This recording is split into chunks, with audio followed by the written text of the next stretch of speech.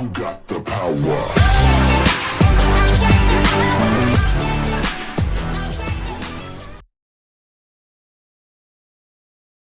Welcome to the first tutorial on Theme D. We will be looking at who participates in democracy, why people participate, and what the barriers are. Many people join in the political life of their communities, such as police officers, health professionals and teachers who use their expertise.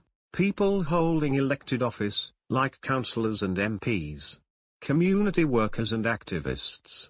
People who are committed party supporters. People who are committed to a cause.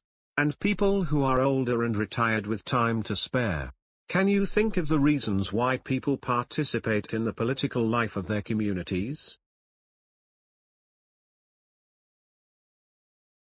There are several reasons why people want to participate, such as wanting to give something back to the community, wanting to make a difference, political ambitions, being a member of clubs as a child.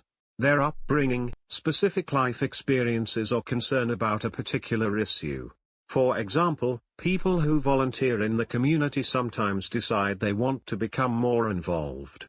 This also applies to people who work in healthcare, education, youth work or social work. Another example is people who have suffered some sort of harm, like domestic abuse, sometimes want to campaign for other people. Can you think of any barriers to participating? Although many people may want to join in, they often find the process frustrating. Many people prefer to be involved in less formal organizations. Also, there may be practical barriers to people participating in their communities, for example, a lack of time, lack of awareness, the timing of the meetings clashing with work or other commitments, or a lack of childcare. Young people participate less than others, maybe because they prefer to deal with single issues like the environment. In the exam, you might be asked about why people are more likely to participate later in life if they have been members of organizations in their youth, why people want to participate in the life of their community, and what the barriers are.